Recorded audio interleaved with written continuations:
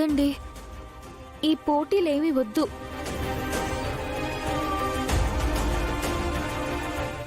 నేను గౌతమ్ గారితో పూజలో కూర్చోను, అదితినే కూర్చోబెట్టండి. పండగ రోజు పోటీలెందుకు? నాకిష్టం లేదు. ఇంతదాకా వచ్చాక ఇష్టం లేదు, పోటీ వద్దు అంటే కుదరదు. ఈ పోటీ పెట్టాలని గౌతమే చెప్పాడు కాబట్టి ఈ పోటీలో నీకంటే మెరుగ్గా అదితి వినాయకుడు బొమ్మను చేసి తన హక్కుగా గౌతమ్ని గెలుచుకుంటుంది.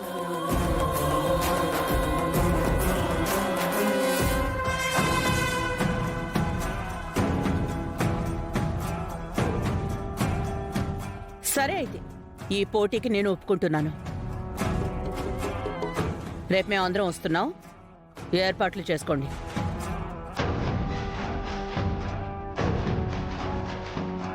చాలా సంతోషం యామిని. సుభద్ర, వాళ్ళకి బట్టలు ఇవ్వు.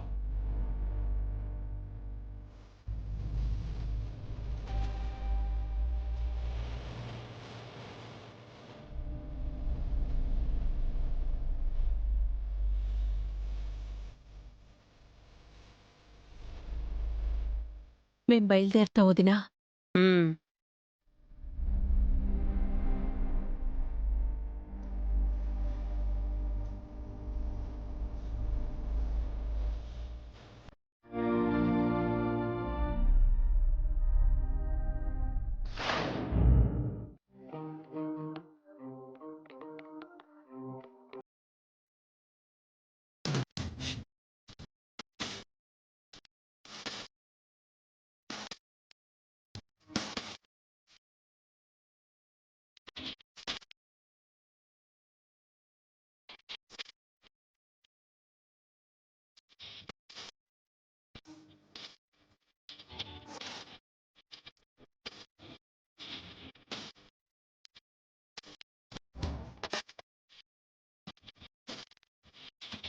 అదితిని సపోర్ట్ చేసి ఎలాగైనా తనని ఈ పోటీలో గెలిపించి తన ద్వారా డబ్బులు సంపాదించాలి. అదితి, మట్టి వినాయకుడిని ఎలా చేయాలో వీడియోలో చూసి నేర్చుకుని నువ్వు చేయగలవా? భలే దానివా వంతిక. తను ఎంబీబీఎస్ డాక్టర్, పెద్ద పెద్ద సర్జరీలే చేయగలదు, మట్టి వినాయకుడిని చేయలేదా? సిస్టర్, నువ్వు చేయగలవు, నీ వల్ల అవుతుంది. థ్యాంక్ యూ అన్నయ్య.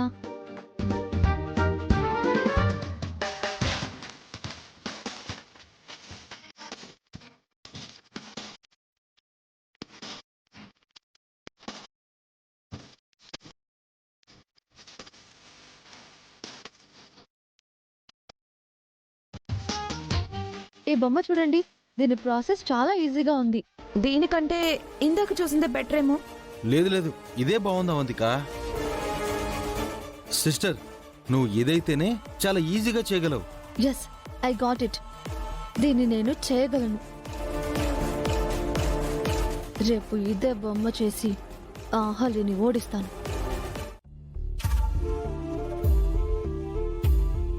అహల్య గారు, మీరింకా నిద్రపోలేదేంటి? రేపు పొద్దునే లేవాలి. మట్టి వినాయకుడిని చేయాలి, ఇంకా పూజ పనులు చాలా ఉన్నాయి కదా.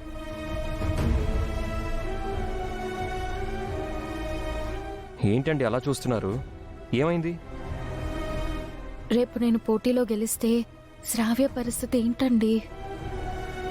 పూజలో గౌతమ్ అదితిలని కూర్చోబెడతారా చెప్పండి, మేము వస్తాం.